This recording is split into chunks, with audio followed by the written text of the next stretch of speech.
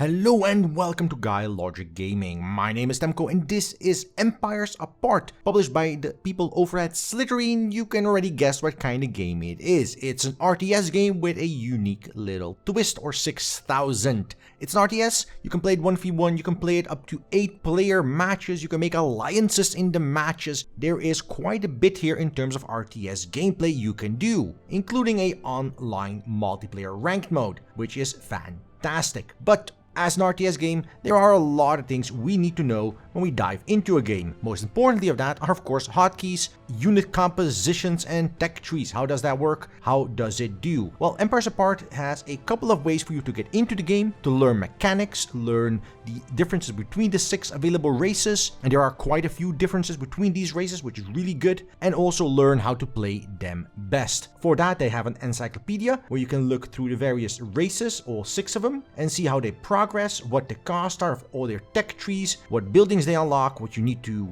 get for those buildings to unlock. This is pretty damn important to at least learn, if not memorize this, if you plan on being competitive for your preferred race or races.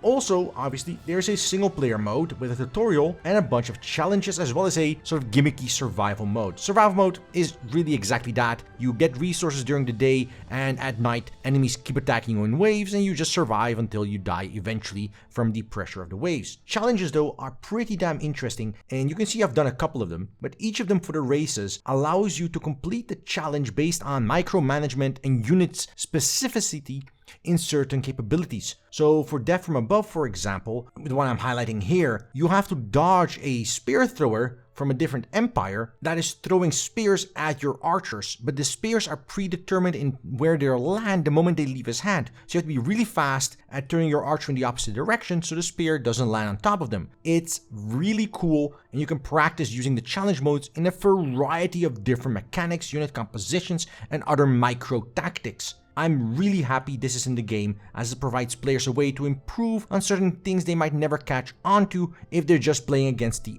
AI. There's also obviously a skirmish mode, which is versus the AI. I'll get into that in a second and show you a little bit of the gameplay. But before we do that, let's take a look at the options and settings and talk about PC performance. Options wise, we have autosave intervals, which is great if you're playing skirmish, mouse scroll speed, edge speed, pan speed, etc, etc. Some customization on how to show health bars, and a profanity filter for multiplayer gameplay. Graphics wise, this seems fairly slim, but you can choose the monitor the game is displayed on, which is great for multi-monitor setups. You can change the graphics quality all the way up to ultra, and it has windowed, full screen, and borderless windowed modes. Pretty damn solid, and the game scales up most resolutions, no complaints. Advanced though is missing a couple of things I would have liked to see. Nonetheless, it is not the end of the world, especially AA is impressively complete and even has tooltips telling you what it does and which one they recommend. In this case, they recommend FXAA, as TAA would compromise the visibility of arrows and the like, which is a lovely little blurb they have available. VSync, motion blur, detail quality, effects quality, post-processing quality. I'm not seeing things like anisotrosity. I'm not seeing things like animation quality in terms of units. I'm not seeing things like edge distance panning. I would have liked to see those kinds of things added as well in a full-fledged RTS game like this is, but those are not in. Nonetheless, a pretty decent set of graphical options. Sound also is pretty damn impressive, with a master volume slider, music volume that again is split up into multiple sliders below that, so you could have in-game music being lower but menu music being higher. This is one of the best options menus I've seen in terms of sound for an RTS game. Pretty damn good. Hotkeys is by far the most impressive set of hotkey options I've seen in a game that is not StarCraft. Each race has their own set of default hotkeys because each race has different buildings, different units, and different priorities when those units are necessary or what they're necessary for. And you can set your own profiles on top. You can change hotkeys obviously the way you want them to, but you can also make a new profile and just build your own set of hotkeys. It is good. There is nothing really to add here. The hotkeys are complete. You can even have go-to building markers as well,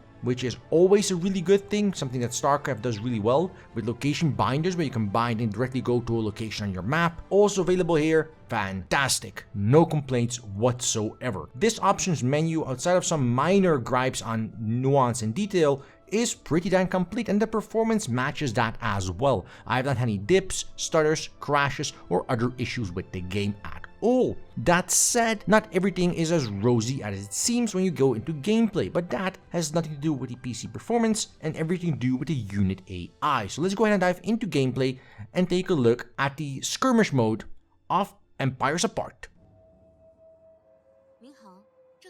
So going into gameplay, this is a skirmish match against a random AI with me playing as a random player. I end up with China, which is absolutely fine. And we'll be playing on a map that's designed for 1v1 match. So this is a small map with a normal AI. Now the AI has a couple of stages, but they all cheat pretty heavily. So the AI, like in most RTS games or in most games in general, is not going to compete to even a mediocre level player. If you want challenge, the AI is not going to provide that in any significant way, unless you just like being overrun by tech 5 times ahead of you in production that is not viable or feasible at that stage of the game by an AI that has like 500 times your production queue. If you like that sort of thing, then by all means play the AI, but if you want a active challenge, multiplayer is the place to go. Now, that said about the AI, there are a couple of other things about the game that bug me to no end, and I'll get to those in a second. But first, I want to praise a couple of things about the game, and that is the unit diversity, the racial diversity in the various factions, and the overall style of gameplay. In terms of nuanced gameplay, they were able to cram into a pretty simple to understand overall system. So the game is fairly straightforward, and if you are familiar with Age of Empires, you are familiar with this game in many regards. You start with a main building, you build farmers out of that. Those farmers can build buildings, cultivate food, chop wood, get rocks, get gold. Those are your main resources, and you have a unit cap and you have to build houses to expand that unit cap. Overall, this is all pretty par for the course. These buildings you build, then build army units, or build upgrade units, or build trade hubs to play with other players, or build a harbor, stuff like that. And I haven't played around with ships a lot, but like in most RTS games, naval combat is sort of the middle child that nobody really wanted. It's there, but I have no idea whether or not it's going to be used a lot, as most of the game is definitely focused around diversity and tactical combat. That said, going away from the villagers, you build more buildings and you build defensive structures such as walls and towers, and here is where the diversity starts coming in a little bit. While every race has a gatherer farmer type that can gather from sheep and that can chop wood, that can gather from trees and berries and bushes and all that good stuff, diversity comes in when you have the second stage development, where some races already have a defensive tower at tier 1, but others don't. They have an outpost tower that can only see around them a little bit. Some races start with a scout, others start with an assassin at the start of the game. Chinese don't start with anything but have an overlord ability that allows you to toggle up to 20% extra carry capacity and gather capacity for your villagers at the cost of their health pool going down. All of this small level of difference between the races initially does set the stage for different ways you play the races mid to late game. And that is fantastic because you need to adapt your tactics to the different races you're playing. They're not just different visual shells on the same carbon copy, even though the base game is still the same. In many ways, this reminds me a lot of Age of Empires, obviously, but also more modern games like StarCraft, where everybody gathers minerals, everybody has to gather Vespane gas, but the methods and gathering themselves are fairly straightforward, and yet the differences in how you build these buildings, how you place them, when you build them, because you need different resources for different units, is where the differences come in, and in many ways, this game does the exact same thing in its own twist, of course. Other than that, scouting around the map is fairly important early in the game, which is not the case in many other games, which gives you the same strength of the law that you don't need to scout, you'll find your opponent eventually. In this game, it becomes abundantly clear that no, you definitely need to scout, and that helps players learn that scouting is very important, because scouting gets you a couple of more sheep in the early game, which you can slaughter for food. It also gets you access to a couple of relics early on, which give you buffs during the mid to late game stages of the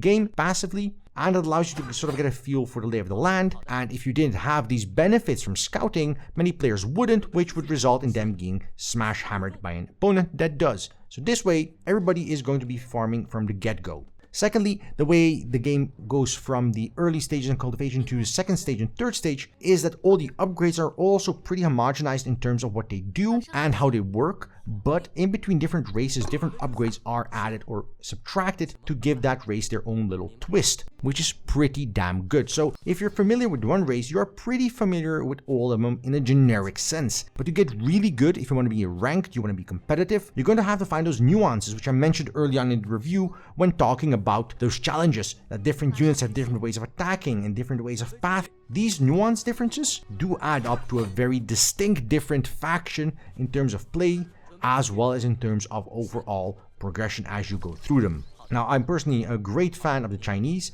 I feel they're one of the simpler races to play because they're pretty straightforward. But for example, the Byzantines or the Aztecs are very different, and even for example, the Mongols can move their buildings, so you have a very different dynamic there again. Much like, again, in StarCraft, that one race can move buildings and the other is restricted where they can build and the third can teleport things in. Here, again, those 6 races do have that diversity, but they still have barracks and still have cavalry units, so that's not going to change at all. So you're still having that base familiarity, but you have that nuanced difference that raises the skill cap quite a bit for competitive play. Truly fantastic. I'm enjoying this immensely.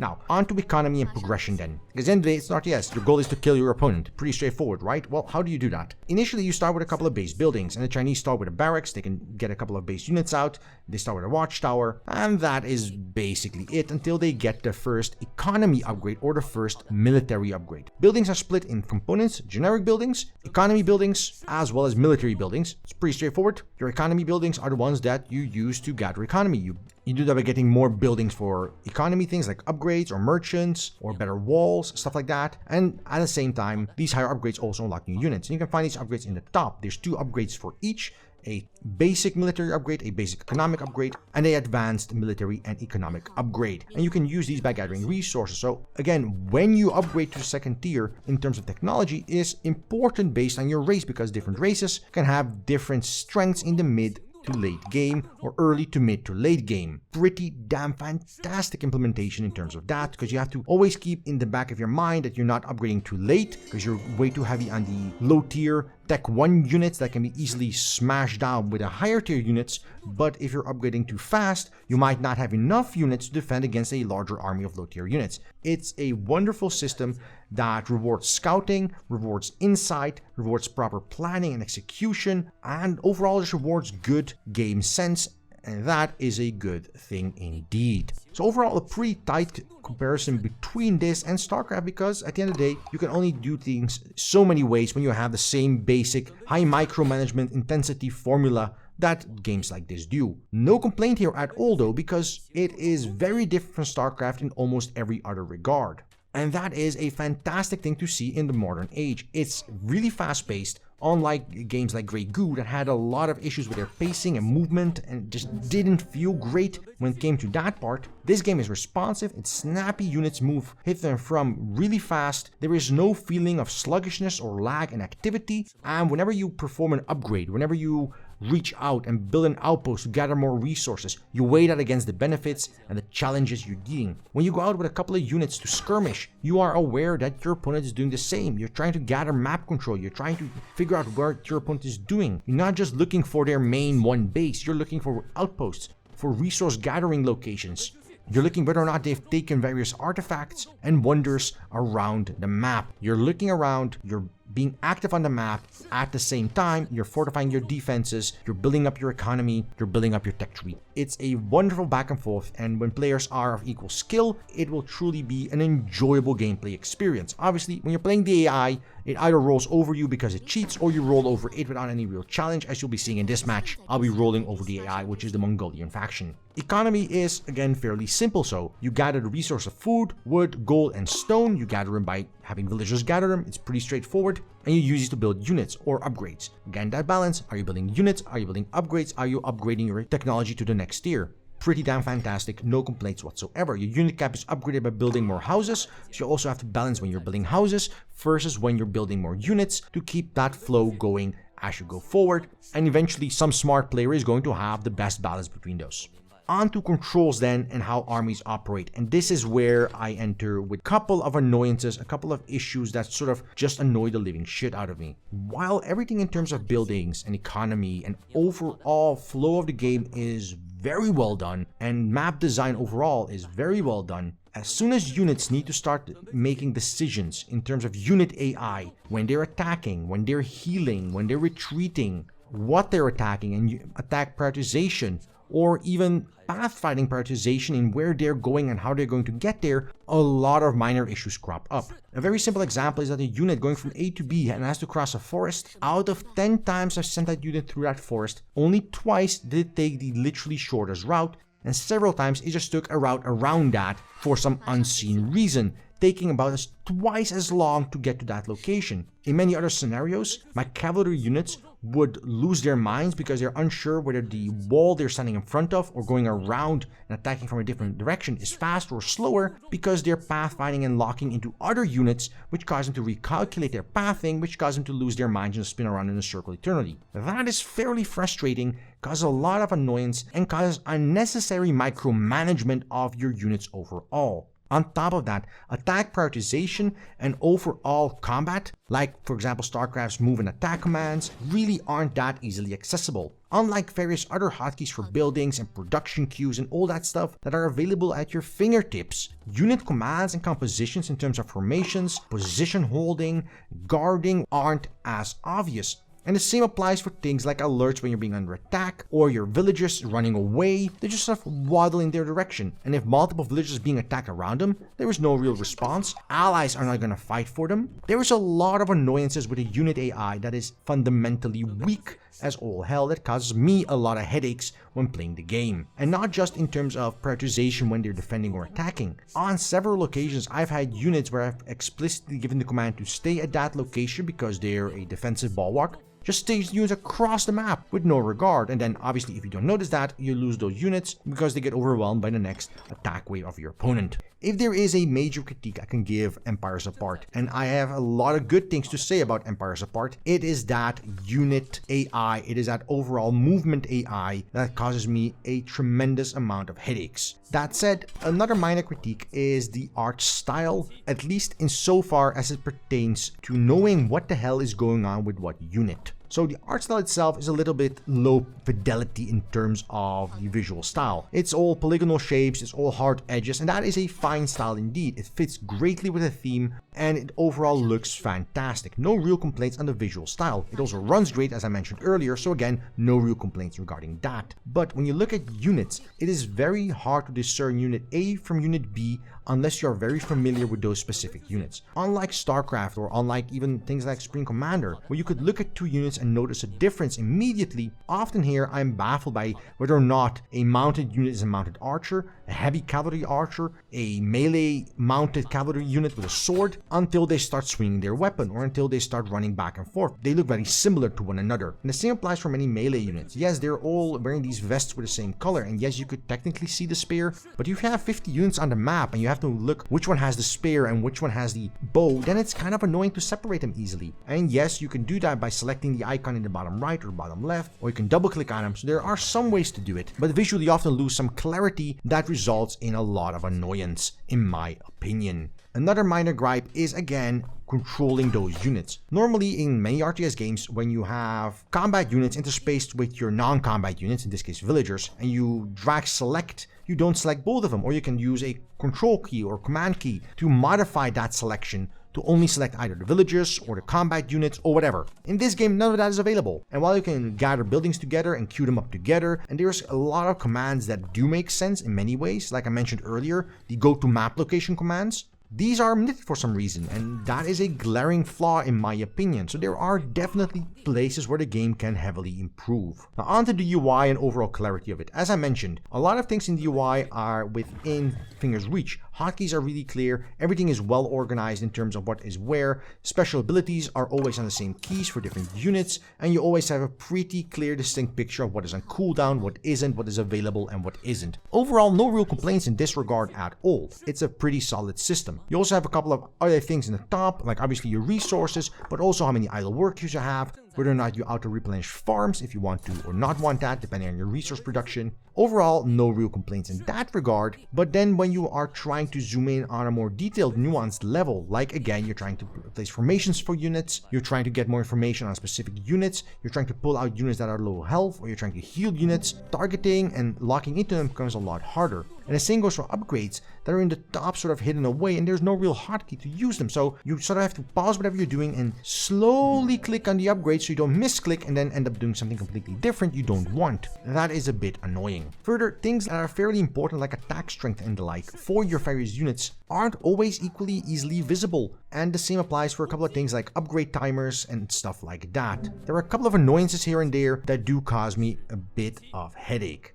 That all said, Empires Apart is a phenomenal RTS in almost every regard, from visual style, from game pacing, to down, well, the unit compositions. You have a lot of tactics, a very high skill ceiling, a very low entry level where you can sort of play around with it. The challenge modes are fantastic additions that allow you to learn nuanced micromanagement tactics of units. Tutorials are pretty good. Multiplayer ranked and unranked is available and is pretty solid. I don't really have many big complaints. If you like RTS games, if you've been sort of tired of StarCraft, Empires Apart might just fill that niche, and if you are a long-time lover of Age of Empires, this game might scratch that itch quite well. Overall, Empires Apart is a pretty damn solid RTS experience with a couple of issues that hopefully get fixed. It's not the most expensive game as it stands either, because it's coming out on Steam on March 29th for the price of €30 or your regional equivalent. So you can give it a little bit of leeway in that regard, though again, I do truly feel they need to fix some of those issues. Overall, Empires Apart. I would wholeheartedly recommend it if you enjoy RTS titles, though mostly for the multiplayer online mode and not for the first AI skirmishes. If you are interested in Empire Apart, I put a link to the Steam page down in the description and you can go ahead and check it out. So thank you for watching. If you like this video, press that like button down below. If you didn't like this video, well, there's a dislike button for exactly that purpose, and leave a comment. Tell me what you think about Empires Apart, if you see the resemblance to Age of Empires in this regard, or you don't. Let me know. And if you want to see more content like this on the channel, just press that subscribe button down below and I will deliver. So until then, I wish you a good day, and until next time, right here on GuyLogicGaming.